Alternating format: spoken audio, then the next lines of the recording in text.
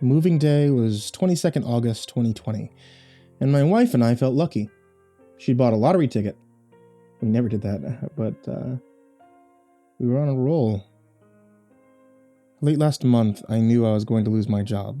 Performance reviews were being put in place. We hadn't had them for years. I could smell it. A few people were let go in the department down the hall. I was stressed, working extra hours for free, trying to show how useful I was. When I just about reached the breaking point, I came home from work and my wife asked me if I was going to apply for that job. I said I didn't know what she was talking about. She then showed me what I told her to write down. She said I called her many times excitedly about it. I was so overworked, I couldn't remember. And the next day, I had an interview. I was offered the job. 30 miles down the road, more money, better conditions, and a better place. No longer would we be living in a rundown part of a larger city, but going to work a few hundred yards away from a new apartment building that they hooked me up with. It was late as we drove our compact car containing all of our possessions, ready to move in. My wife asked me to check the lottery numbers. I did, sent her a screenshot. Then the apartment building came into view. The story behind the place fascinated me. Originally a Victorian workhouse where poor children and women worked tirelessly to weave fabric. Then later on it was a warehouse that stored oak barrel whiskey. The estate agent told us the place was perfect for something like that. He said they still had a barrel in the basement. Then maybe I'd be able to taste it. As the area hit hard times, it was left abandoned until the 70s, when it turned into offices and now apartments. He said they had a hard time shifting them, as few people were moving into this economy. Half the price of our old place with twice as much space. I didn't care that the building was almost empty. We parked up outside, and the security guard for the building let us in, gave us keys, showed us to our new apartment. He offered, then insisted on helping us with the modest 3 loads of our possessions that came up the stairs. He said the architecture was a little odd for new residents, and he didn't want us to get lost. When I offered him a tip, he declined. I made a mental note to tuck it into his coat that hung out in the hall for the entranceway. Make sure you acquaint yourself with the floor plan and the fire exit instructions. They're on the back of your door. You'll want to make sure you know your way around, and if you do get lost, the way out, he said sternly. Yeah, thanks again for your help, I said, nodding in gratitude. Inside the apartment with my arm on the door frame. He didn't move. Oh, sorry, I said, as I realized he was now waiting for his tip. I thumbed in my pocket and produced my wallet. He chuckled in a soothing southern U.S. accent, so out of place. Mr. Brown, I appreciate it, but there's no need. This place, while habitable, is not complete. It's important you know your way around. Please acquaint yourself with the fire safety instructions, if you would be so kind. Now? I would if I were you. Will do, I said. Thanks again. I closed the door. How huge is this place? My wife blurted out, not wanting to say it in front of the man. It's nice, I replied, seeing our meager possessions barely fill the middle of the room. I was very glad the place was furnished. I had a week of getting used to this place before my job started, and I was very much going to enjoy it. We didn't win, my wife said, checking the numbers on her phone against the one on the ticket. Our luck has to end sometime. I took off my thin coat, realizing it was quite warm. After working up a sweat, heaving the boxes up the stairs, I placed it on the hook and noticed the fire safety instructions. Second floor was written at the top of the diagram. Underneath was the floor plan. Apartments lined the outside of the building, also the middle allowing for a circular hallway for access. A red line followed the hallway to the left, then along the stairwell. That was straightforward. I wasn't going to forget that. Blue and green boxes were dotted around the access hallway. On a couple of the rooms were large black boxes, and on top of them, crossed in hasty red marker. Rubbing my finger along the red ink caused it to smudge. It was certainly an odd method to update the floor plan. On the bottom of the diagram, a legend showed the blue block was a laundry chute, but the other colors had no key. After the man made such a fuss, I was curious to see what they were. I took a photo of the diagram and told my wife I was going to have a look around. She grinned. leaving me to unbox everything, are we? I'll help as soon as I get back. Go have fun exploring. First things first. I followed the escape route down the long, dim hallway. The lights came on when I came into proximity. That was cool. I didn't notice that on the way up. It was nice to see new technology with the bare brick walls of the old. On the left, approximately where the green box was in the diagram, was a fire hose behind glass, like those that you would find in old hotels. On the front, a label stated, "Not in use." That explained the lack of a key on the map. I carried on. I stopped in front of a room, seeing the door slightly ajar. The colorful blink of a TV lit the otherwise dark inside. I knocked. Moments later, a man in his 20s, wearing nothing but boxers and a vest, came to the door. "Can I help you?" I'm David, from apartment 15. I thought I'd introduce myself." "Sweet," the man said, almost in a daze. "I'm Carl. Nice to meet you." He held out his hand. I hesitated at first, but decided to grasp it. He had an odd-looking face, as if it had been pummeled repeatedly inside of a boxing ring. His brow protruded in front of the rest of his face like a baseball cap. "Nice to see another face," he continued. "So empty here, you wouldn't think that with all the noise. Tell me if I play the music too loud. I got kinda used to not bothering anyone." "I'm sure it'll be fine. There's plenty of thick brick walls behind us," I said. "Say, do you know what the black squares are on the floor plan? Are some of the apartments out of use?" "What, dude?" I'm just curious. It doesn't say what they're for on my door." "I have no idea what you're talking about." The big diagram on the back of your door?" He laughed. "Oh, I don't give a shit about that. If this place burns, I'll run my ass off. It's literally down the hall, down the stairs." "It's fair enough," I said. "Maybe I'll see you later." He didn't bother to close his door when he walked back into the apartment. I got to the end of the hallway. I saw the stairs we ascended, and got a little confused as to why the security guard seemed intent on me knowing the way out. It was simple, and the whole floor was a circuit. Didn't seem a problem at all. To the right, a fire safety door blocked the way to the backside hallway.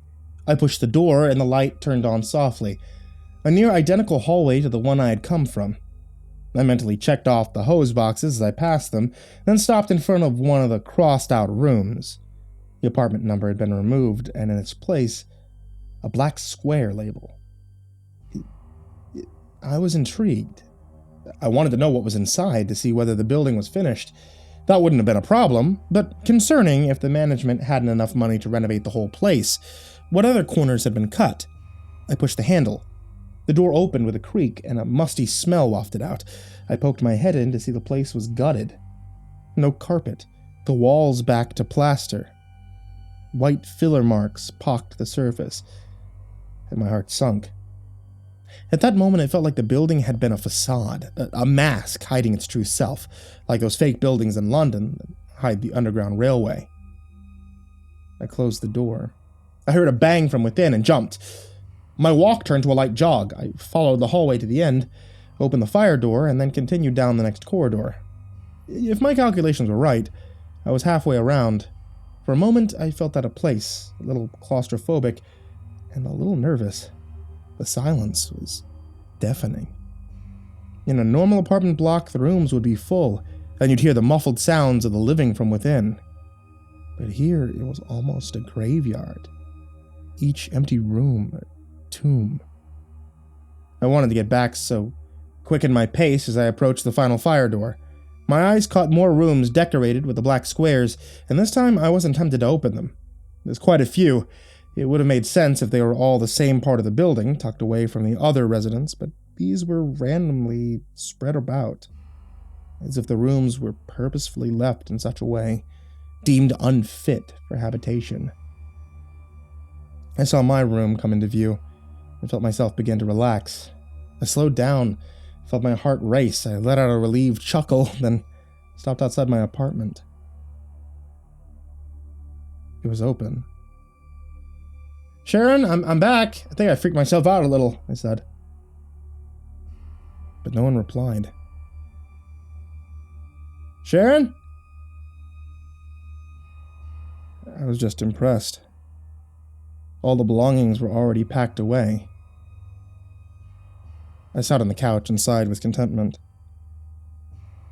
Looking back, I noticed my coat was gone. Then, on second glance, realized the place was devoid of all of our stuff. I stood up, went to the bedroom. Empty. The bathroom. Empty. The diner and kitchenette, empty. "Charron?" I shouted almost desperately. Nothing. I returned to the front door and checked the number. 15. It was right. An unease settled in. Nothing too disturbing, nothing I couldn't handle, but a sense of uncanny that I was out of place. I decided to retrace my steps, back down the hallway, through the fire door, past the rooms with the black squares, through the fire door, down the corridor. I stopped. The room I had hastily peeked in was open. I knew I closed it. I heard that bang. I crept by, purposefully averting my gaze. I didn't want to look inside, but I was compelled by an unconscious awareness of being watched. A man stood broadly on the bare floorboards, gazing out the window. I recognized his shock of white hair. It was a security guard. My presence alerted him. He began to spin his ring of keys around his finger and patiently turned. "Mr. Brown, are you lost?" he asked, cocking his head. "I was," I said. I think I found my way back." He walked towards me. "I heard a racket," he began. "I thought I'd investigate. We can't have people where they aren't supposed to be. That could be quite troubling." "It was my fault. I'm sorry. I was curious." He closed his eyes as if to listen better, placing his ear to the door. It clicked into place and he smiled with satisfaction. "Wonderful. There won't be any more trouble in there today." With the room sealed, the black label appeared to be ominous, like a mark of the plague. An itch formed in my brain, begging me to ask, though not wanting to know the answer. "Hey, what does the black squares mean? I mean, I've seen them everywhere," I asked nervously. He straightened himself up, adding an extra couple of inches to his already ample height. "Someone say those rooms are haunted," he stated. "This was a workhouse, you know. Untold suffering took place in here." "Huh. Yeah, I can imagine," I replied, regretting asking. "People work to the bone for very little to no pay in exchange for the room and board. But Mr. Brown, I don't believe in ghosts." "Do you?" "Of course not." "Why would you? You're a sensible man. This building hasn't stood empty for a very long time. Maybe it wasn't curiosity that drew you to the room. The dead crave the warm flesh of the living. All the sadness and suffering the past residents never really lived. These rooms have been marked and closed, to keep the suffering within." He smiled, continuing. "Though it could just be that these rooms are beyond the resources of the current owner and left vacant until the others have been occupied, but I think my explanation's a little more exciting." "Yeah, I guess," I said, suddenly aware I was in a strange building with a man I'd only met that day. Unconsciously, I started walking backwards. "You sure you know the way back?" "Yeah," I said, and bumped into the fire door. Be careful there," the security guard said. I pushed my way through, and with pace, strode down the corridor, seeing my room in the distance. I waited for a moment outside the apartment, took a deep breath, and I went inside. I was relieved to see my wife, who wasn't relieved to see me. She was angry. "Where the fuck have you been?" "I got lost." "Lost? You've been gone for 4 hours. We should be in bed. Your food's cold. Why didn't you answer your phone?" "What? That can't be right. I was 20 minutes tops." I brought my phone out to see 10 missed calls and a hell of a lot of messages. I swear, I have no idea where the time's gone. When I woke up in the morning, Charron wasn't to be seen. Groggily, I walked to the kitchen and saw a note left on the cereal bowl. "Gone to do the laundry. X," it said. The little X made me breathe a sigh of relief. It meant she wasn't upset with me anymore, or if she was well on the road to forgiveness. That missing time, though. Couldn't explain it. I felt rough, like I'd woken up with a hangover. though no alcohol passed my lips the night before. When 12 o'clock rolled around and Charron hadn't returned, I tried to call. It rang and rang before it answered. "Thank God for that," I said. "I thought I lost you for a minute." Static crackles greeted me, and a blown-out digital noise. It had the rhythm of speech, but none of the details. It finished with 3 blasts of all I can describe as wind. Then the line went dead. I tried to call her back, but it went straight to voicemail. Concerned, I followed the corridor to the stairs and descended. The security guard sat behind his desk reading a newspaper. "Mr. Brown," he said in a delighted tone. "Call me David. No need for the formalities." "Manners aren't a luxury for me, sir," he replied. I'm looking for my wife. She went to wash her clothes. Do you know where the laundry room is?" "Out of commission," he said. "I saw her, told her to place them in the laundry chute, and I'd arrange for them to get done." "That's kind of you." I never got your name." "Patras," he said with a smile that accentuated the end of his name. "Do you know where she went?" "Back upstairs, sir." "Thanks," I said, feeling more anxious than before, knowing she must be in the building somewhere. I took the stairs. Time moves clockwise. Its hands don't unwind without due force," she shouted after me. "I'm sorry?" I said, returning to the lobby. "Actions have consequences, Mr. Brown." I didn't have time for his riddles. I needed to find my wife. At the top of the stairs, I pushed the fire door open, returning to that hallway that was occupied by the vacant room. It was the quickest way to the laundry chute. I assumed that was the route that she had taken. I shivered involuntarily as I passed the marked room. The laundry chute was nothing unusual, a cat flap-style device to send clothes and other fabrics down into the depths of the building. I tried calling my wife again. This time it rang. I quickened my step, making my way back down to our room, taking the corridors in a clockwise fashion. I was hoping I'd hear her phone ring in the distance, but instead, I was met with silence, except for the ringing in my ear.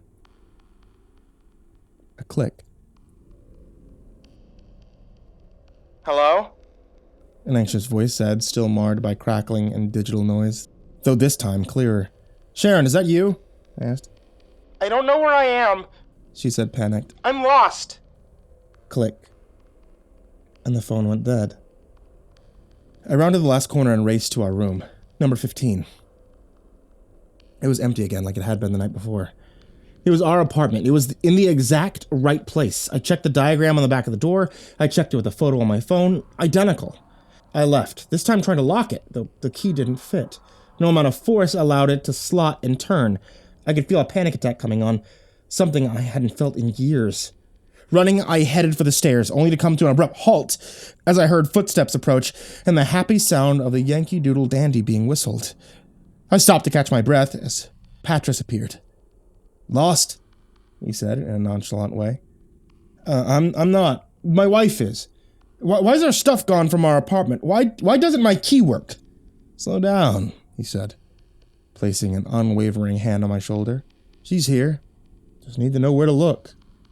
"Oh, I don't know where to look. That is the problem. I called her. All I could hear was static. Then I phoned back and it was clear, but the call dropped. Does this building have any dead spots?" "Has lots of dead spots. Not in the way that you're thinking." "Walk with me," he said, pushing through the fire door along the front side of the building.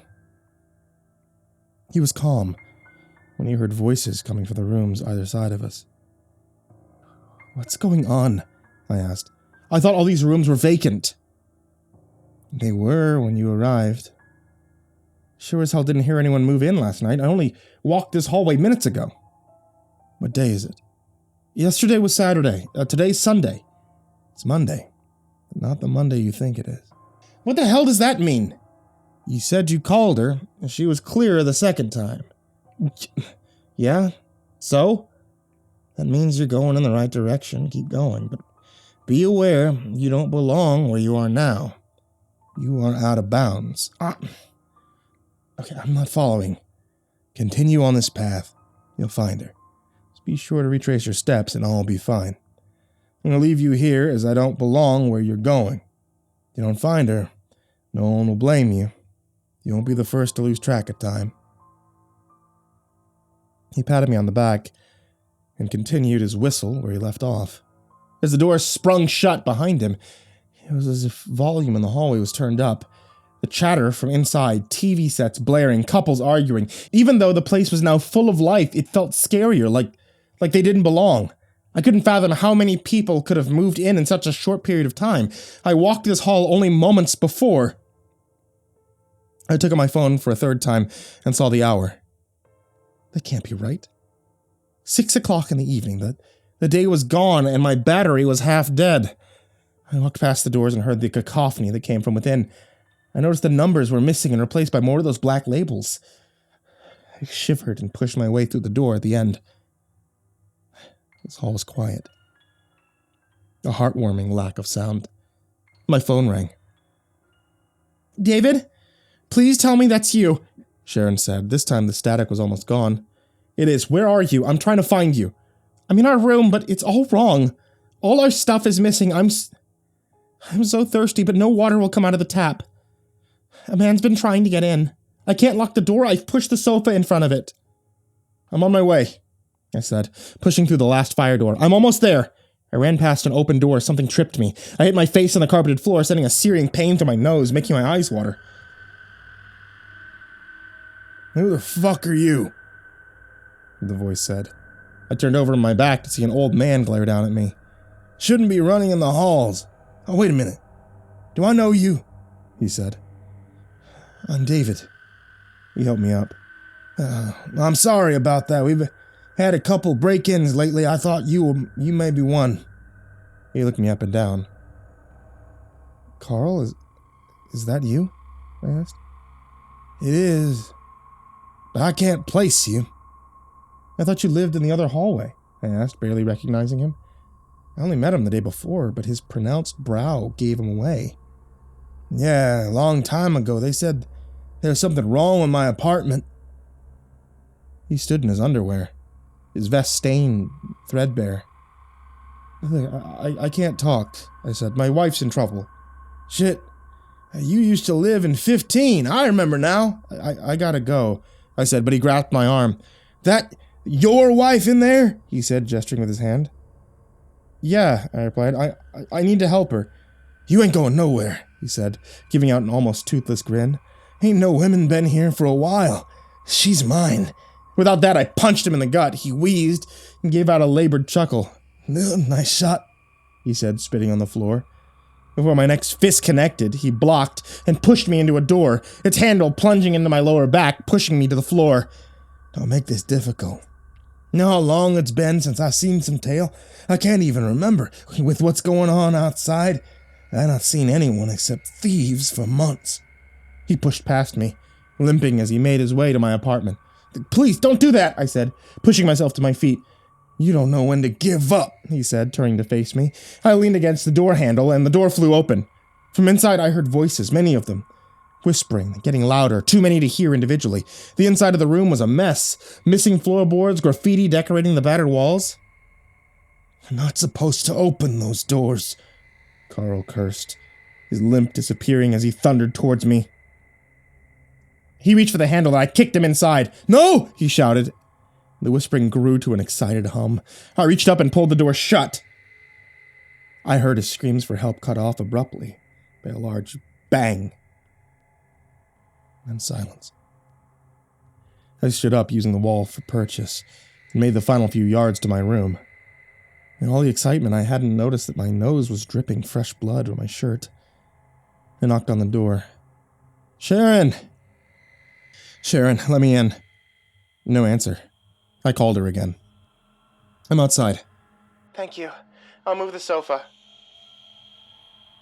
I don't hear anything. You having some trouble?" "Give me a moment." I heard her place the phone down. Then distant sounds of heaving. "Charron, I cannot hear anything." "Just need to unlock the door," I heard quietly, though I still stood in silence. "I'm letting you in," she said. "Wait, you're not David! Get off me! Get off me! Charron! I shouted down the phone. I backed up, and I plunged my shoulder into the door. It opened easily. The room was empty. Decrepit. Bereft of life. But down the phone line I heard the screams of Charron. Begging for her life. With practiced purpose, I followed the fire escape route, coming to a halt in the lobby. Patras sat at the desk reading a paper.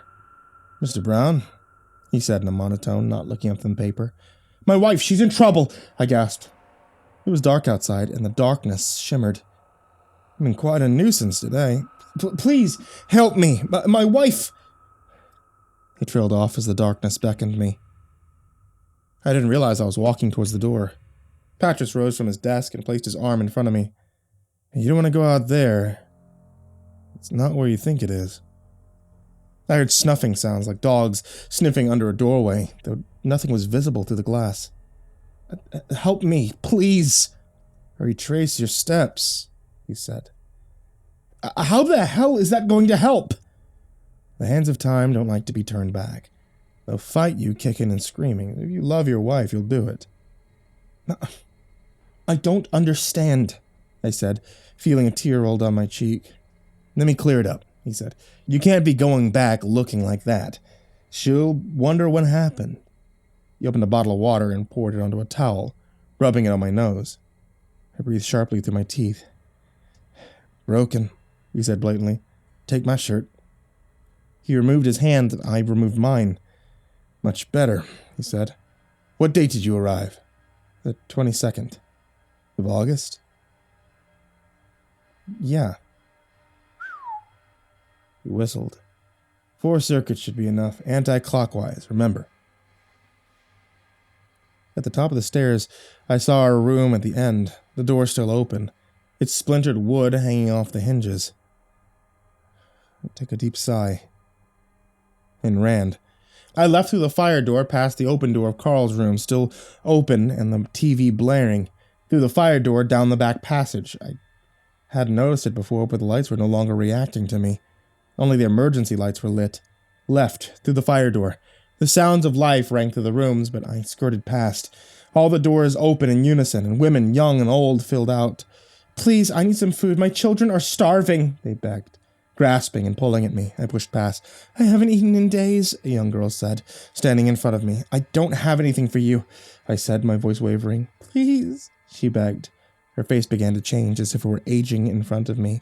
"Please, I'm so hungry," she said, as her voice became decrepit. With that, a rot infested her features, her eyes shriveled, and the right side of her face fell away, sending her jawbone to a delicate swing.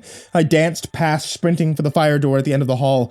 The older woman shuffled towards me, holding her hands out in front, reaching for me, their bony fingers pointed accusingly. I couldn't push through the door quick enough. As soon as it shut, silence fell. I caught my breath and continued towards my apartment. Room 15 sat close in front of me. The number had been removed, and in its place, one of those ghastly black labels, its edges corroded by time. I continued to run, left through the fire door. All the apartments were open, and the sounds of machinery rang out from within, like that of a printing press. Hiss, bang, hiss, bang. Something grabbed my collar. "David, what are you doing here? I thought you moved out." It was Carl.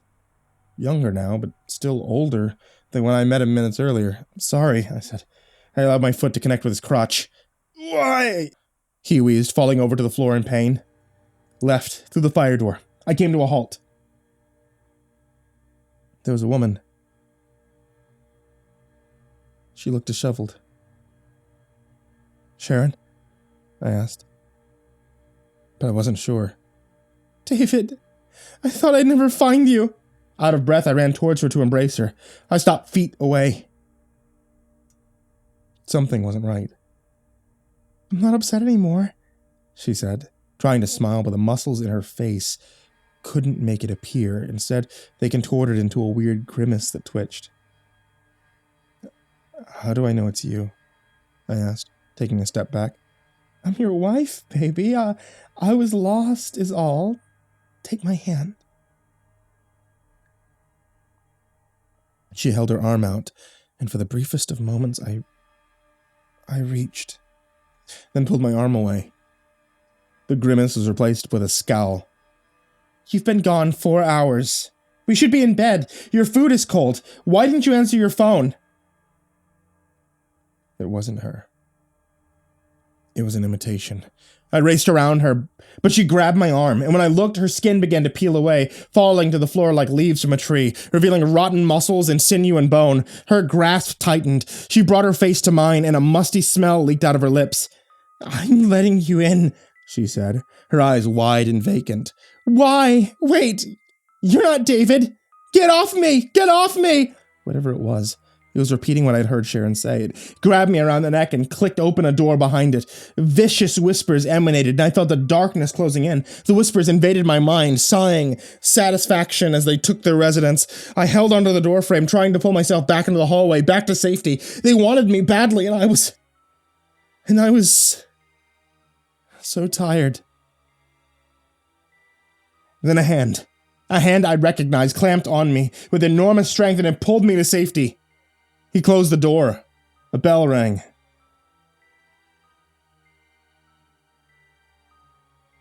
"I heard a racket," he said. "Thought it'd be best to investigate." He held me up and carried me. "Not surprised. I'm not supposed to intervene. I'll get in trouble for this," he said. "I think the worst of it is past. The building knows." "I don't understand," I said. "I don't expect you to, Mr. Brown," he replied flatly. We went through the last fire door, and I saw the stairs that led down to the lobby. 2 more circuits to go. Keep your head down. Don't think of your wife." "Okay," I said.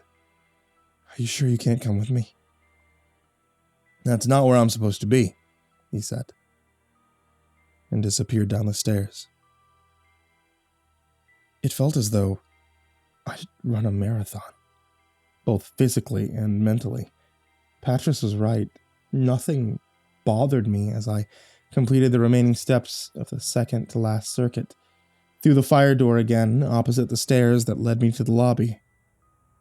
I stopped. I could see 2 people in the distance outside of our apartment. I stepped back into the shadows before they'd had a chance to see me. Peeking back around the corner, I saw someone disappear into room 15.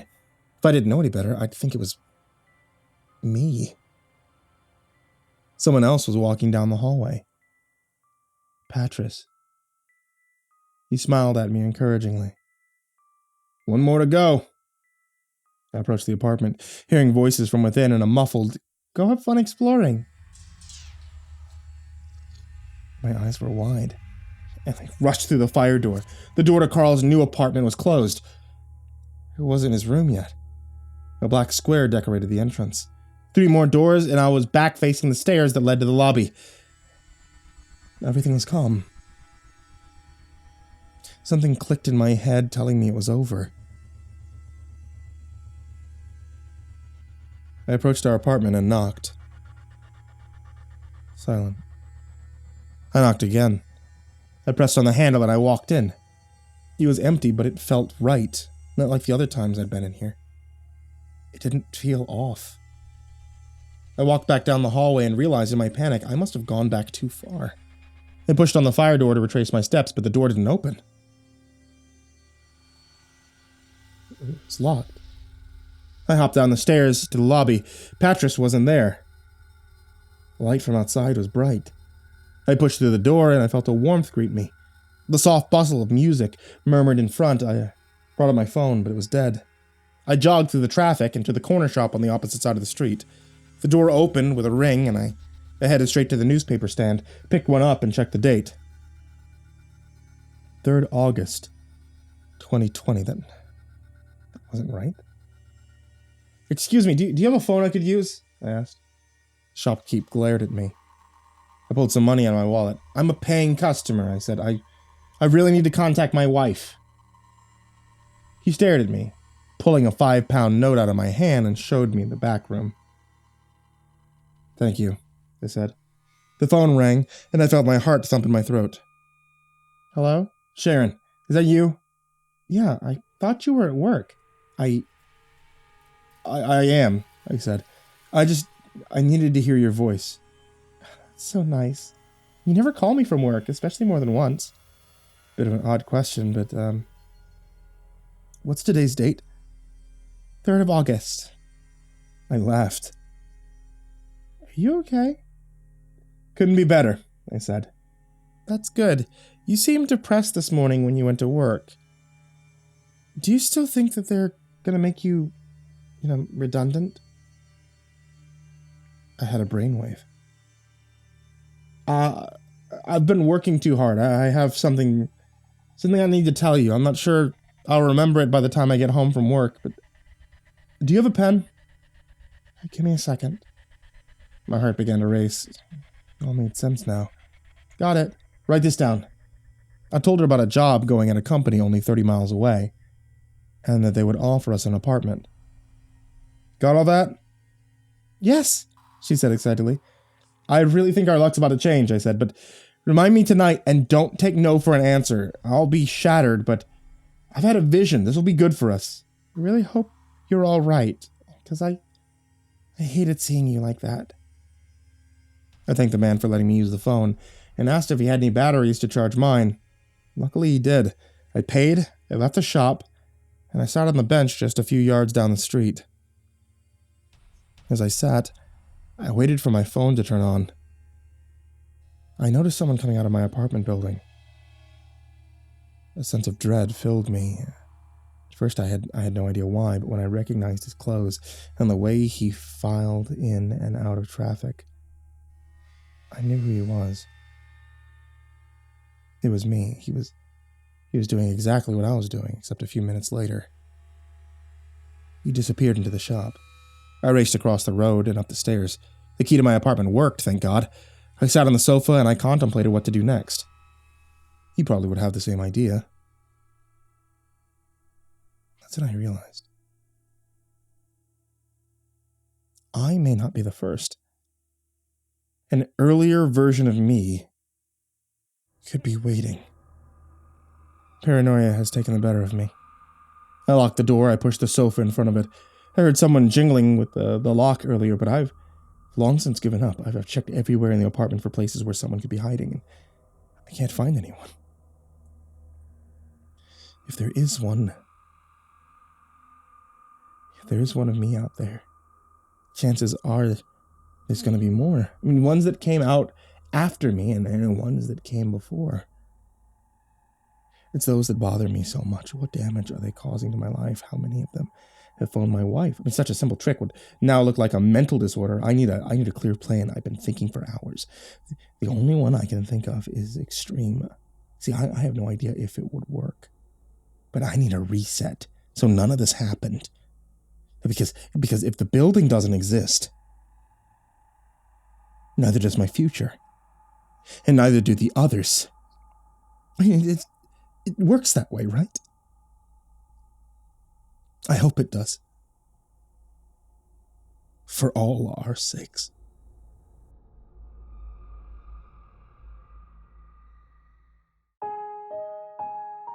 Hey there, kids, and happy Halloween. It's me, MrCreepyPasta, and I wanted to tell you thank you so much for watching tonight's video, or listening to tonight's episode this Oktoberfest on the podcast.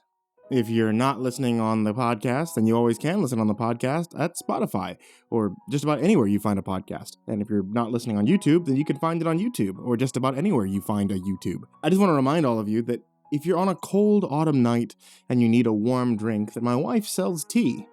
There's tea available at etsy.com/shop/ivory-monocle-tea.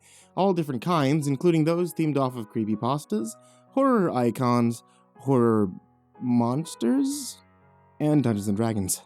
And if you order that creepypasta set with the Mr. Creepypasta's Dark and Stormy Night, the actual tea that I drink while recording these stories, probably about 60% of the time, then you can always ask for that MCP dabbing sticker instead of the classic channel icon sticker. And I get a kick out of it every time someone asks her to do that. Also, I wanted to say thank you, all of you, who are supporting me on Patreon. That's patreon.com/MrCreepyPasta. If you ever want to help support the show, keep the lights on, feed my cats, and the like, you can always head over to patreon.com/MrCreepyPasta, and you can support the show there. Even $1 is greatly appreciated. And I have a very special thank you to these guys, such as Jordan Alexander Sanchez, Mr. Thud, Ken Lando Higuchi, Chompski, Nico Kaeo, Tristain Pelton, Stephen VanHuss, Chance Burnett, Deanna Kraus, G. Weevil 3, TheRedOakShieldVirus, CoryxKenshin, Pothead Holmes, Rival 1, JimboTheHutt, Caspian, Jordan Nells, The Village Witch, Hades' Nephew, Jordan Wayne Deckard, Bradley Leipe, and Charron, AcidSystem, Mike Bullock, Fooly Cooly Dude, Prozac and Pancake Appreciation, Brian Arse, Cryptic Nightmares, Shadow Morningstar, Brianna Wright, Someone You Love, Said the King 56, Bad Honey, S-Man, Kiri the Sloth, Thomas Burgett, Liam Newman, Sky Harbor, Caleb Dougal, Last Blade Song, Rafael Rodriguez, The Ginger Bros, and Aaron Stormcrow. And another thank you to all you guys who are in the description down below. Thank you guys so much for watching. Thank you all for listening. And I hope you all have a wonderfully happy Halloween. Sweet dreams.